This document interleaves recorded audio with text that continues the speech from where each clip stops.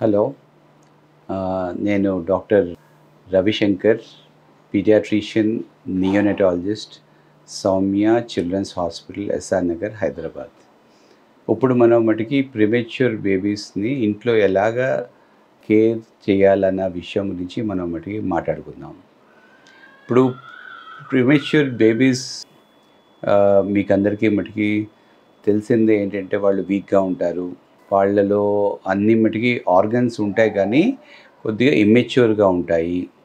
వాళ్ళకి ఈజీగా వాళ్ళకి ప్రాబ్లమ్స్ అన్నవి రావచ్చు. సో అందుకనే మనం ఎక్స్ట్రా కేర్ అన్నది మనం ఇంట్లో కూడా ఇవ్వాల్సి వస్తుంది.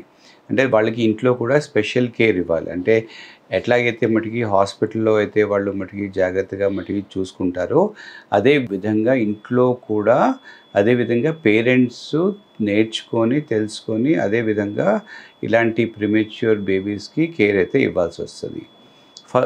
ఫస్ట్ ఇంపార్టెంట్ థింగ్ ఏంటంటే వాళ్ళకి వెచ్చగా ఉంచాలన్నమాట. అంటే వాళ్ళకి చల్లగా ఉంటే వాళ్ళు మటుకి డల్ అయిపోతూ ఉంటారు. వాళ్ళు సరిగ్గా పాలు అయితే మటుకి తాగరు. అండ్ వాళ్ళ వెయిట్ గెయిన్ అయితే ఉండదు. అండ్ దానివల్ల వాళ్ళకి బ్రీదింగ్ ప్రాబ్లమ్స్ కూడా వస్తూ ఉంటాయి అన్నమాట. సో అందుకనే వాళ్ళని ఏసీలోని పెద్దగా మటుకి ఫ్యాన్లో కానీ మటుకి పెట్టకూడదు. ఫ్రీక్వెంట్గా వాళ్ళ బాడీ టెంపరేచర్ అయితే మనం మటుకి చెక్ చేస్తూ ఉండాలి. ఐదర్ చేత్తో కానీ లేకపోతే థర్మోమీటర్తో కానీ మనం మటుకి చెక్ చేస్తూ ఉండాలి. కాళ్ళు చేతులు అన్నవి ఎప్పుడు కూడా అంటే hands and souls and hands అన్నవి రెండు కూడా బాడీ లాగే అంత వామ్గా ఉండాలన్నమాట. అంటే బాడీ టెంపరేచరు ఇంకా హ్యాండ్స్ అండ్ సోల్స్ ఒకేలాగా ఉండాలన్నమాట. అండ్ అదే విధంగా మనం థర్మోమీటర్తో మనం కానీ చెక్ చేస్తే అప్పుడు కూడా దాన్ని మటుకి టెంపరేచర్ అనేది 36.5 నుంచి 37.5కి మధ్యలో ఉండాలన్నమాట. సో అలాగా వాళ్ళ మటుకి బాడీ టెంపరేచర్ వెచ్చగా పెట్టాలి. దానికి అడిక్వేట్గా క్లోదింగ్ అంటే చుట్టాలి, డ్రెస్ వేయాలి. ఒక బేబీ మటుకి క్యారియర్లో అంత మటుకి బ్లాంకెట్లో వాళ్ళని మటుకి ఉట్టి పెట్టాలి. ఇంకోటి ఏంటంటారంటే ఇంట్లో కూడా స్కిన్ టు స్కిన్ కేర్ అయితే ఇవ్వచ్చు. స్కిన్ టు స్కిన్ కేర్ అంటే పిల్లల్ని ఛాతీ మీద పడుకోబెట్టించి వాళ్ళకి పేరెంట్స్ బాడీ టెంపరేచర్తో వాళ్ళని వెచ్చగా ఉంచడం అన్నమాట. దీన్నే మనం కేఎంసి అని కూడా అంటాం అన్నమాట. క్యాంగరూ మదర్ కేర్ అని కూడా అంటాం అన్నమాట. సో ఇట్లాగా మనం ఏంటంటే పిల్లల్ని ఈ ప్రిమెచ్యూర్ బేబీస్ ఎవరైతే 9 months కంటే ముందు అంటే 37 weeks కంటే తక్కువ ప్రెగ్నెన్సీలో వాళ్ళు మటుకి బార్న్ అవుతారో అట్లాంటి వాళ్ళకి ఎక్స్ట్రాగా వాళ్ళు చల్లగా అవ్వకుండా మనం మటుకి చూసుకోవాల్సిన జాగ్రత్త ఉంటుంది. అదేవిధంగా ఏంటంటే వాళ్ళకి ఫ్రీక్వెంట్గా ఫీడింగ్ ఇవ్వాలన్నమాట. ఇట్లాంటి పిల్లలు ఏంటంటే ప్రిమెచ్యూర్ బేబీస్ ఎక్కువగా మటుకి పడుకుంటూ ఉంటారు, నిద్రపోతూ ఉంటారు. టైంకి పుట్టిన పిల్లల్లాగా వాళ్ళు సరిగా మటుకి లేవరన్నమాట. వాళ్ళు లేవకుండా వాళ్ళు అలా మటుకి పడుకొనే ఉంటారన్నమాట ఎక్కువగాని. సో మనం ఎవ్రీ 2-3 అవర్స్కి వాళ్ళని లేపి వాళ్ళకైతే డైరెక్ట్ ఫీడింగ్ కానీ బ్రెస్ట్ ఫీడింగ్ కానీ లేకపోతే ఎక్స్ప్రెస్డ్ మిల్క్ అంటే తల్లి పాలు ఎక్స్ప్రెస్ చేసి స్పూన్తో వాళ్ళకి మటుకి ఫీడింగ్ ఇవ్వాల్సి వస్తుంది అన్నమాట. సో ఇలాగ ఎవ్రీ 2-3 అవర్స్కి మనం కానీ అంటే around 8 to 10 times in 24 hours మనం కానీ ఫీడింగ్ ఇస్తూ ఉంటే స్లోగా వాళ్ళకి గ్రోత్ కూడా కరెక్ట్గా పెరుగుతూ ఉంటుంది అన్నమాట.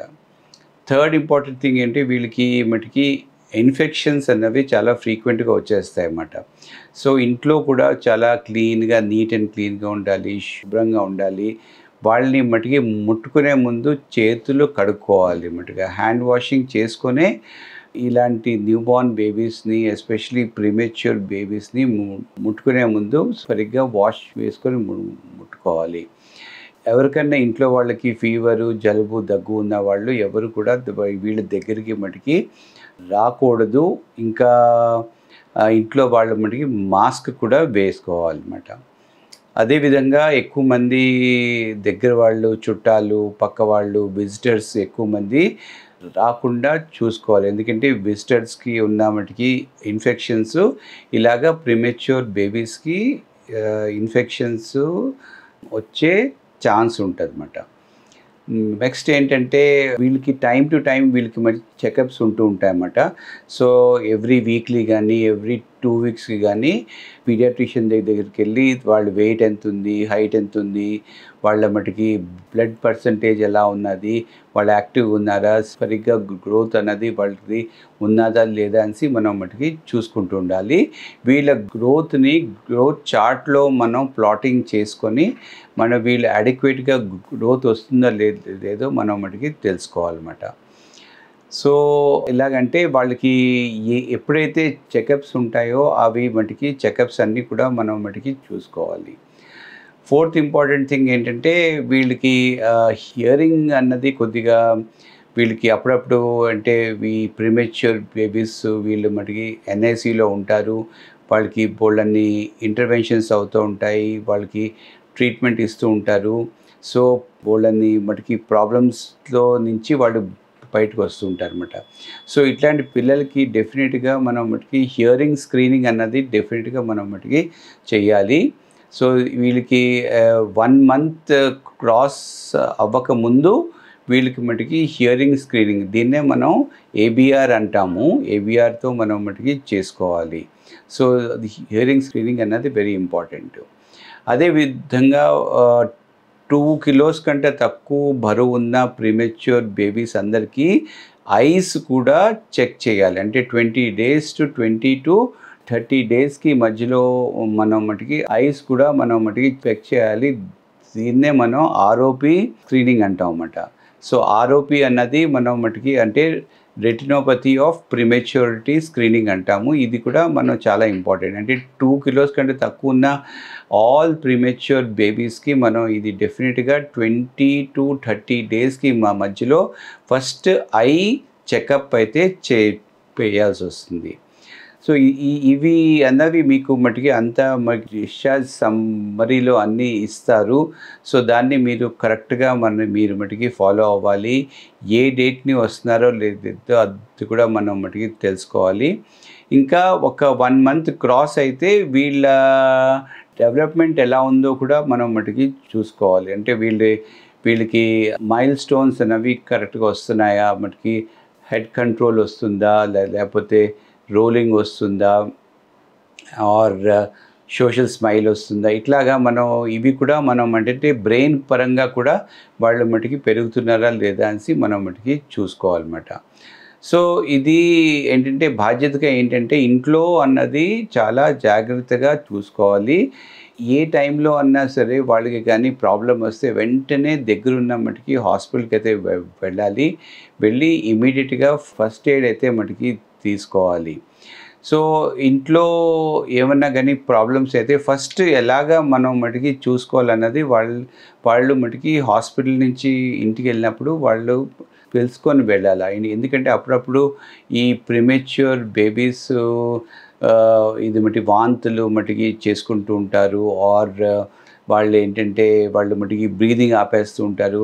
సో ఇలాంటి టైంలో మనం ఎలాగ చూసుకోవాలన్నది అన్నీ కూడా మటుకి హాస్పిటల్ నుంచి ఇంటికి వెళ్ళే ముందు అన్నీ కూడా తెలుసుకొని వెళ్ళాలి.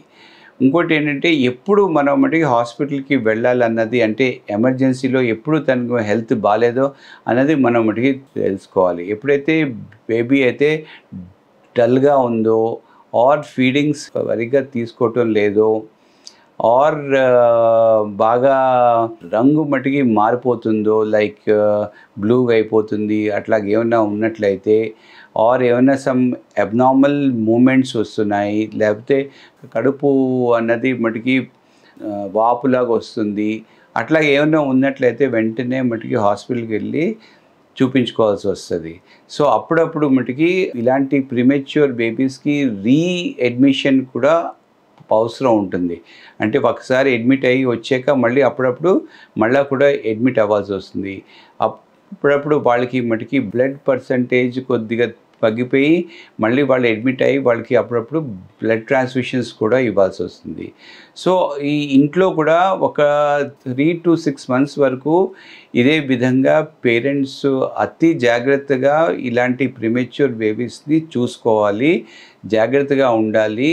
కరెక్ట్గా ఈ హాస్పిటల్ నుంచి ఇచ్చిన మటుకి అడ్వైస్ని కరెక్ట్గా ఫాలో అవ్వాలి. టైం టు టైం వాళ్ళు మటుకి చెకప్స్కి వెళ్ళాలి. సో ఇలా ఉంటే వాళ్ళు కూడా అందరి పిల్లల్లాగా హెల్తీగా ఉంటారు. వాళ్ళ గ్రోత్ కూడా బాగుంటుంది. అండ్ వాళ్ళకి కూడా అన్ని రకాలుగా మటుకి mile stones, social mile stones, developmental mile stones అన్నీ కూడా కరెక్ట్గా ఉంటాయి. అండ్ ఏ రకంగా ప్రాబ్లం అయితే ఉండదు. Thank you. స్కిన్ కలర్ ఏంటంటే ఇది జెనెటికల్లీ డిసైడెడ్ అనమాట. అంటే మన జీన్స్ బట్టే ఉంటుంది. ప్రతి ఒక్కళ్ళ స్కిన్లో మటుకి కలర్లో మటుకి మెలనిన్ అనే పిగ్మెంట్ స్కిన్లో ఉంటుంది. ఆ స్కిన్ బట్టి కొంతమందికి ఎక్కువ ఉంటుంది, కొంతమందికి తక్కువ ఉంటుంది. సో ఇది ఒక జెనెటిక్ బేసిస్ ఉంటుందన్నమాట. కొంతమంది డార్క్ స్కిన్ వాళ్ళు ఉంటారు, కొంతమంది బ్రౌన్ స్కిన్ వాళ్ళు ఉంటారు, కొంతమంది ఫేర్ స్కిన్ వాళ్ళు ఉంటారు, కొంతమంది వైట్స్ ఉంటారు. సో ఇదంతా మటుకి పుట్టిన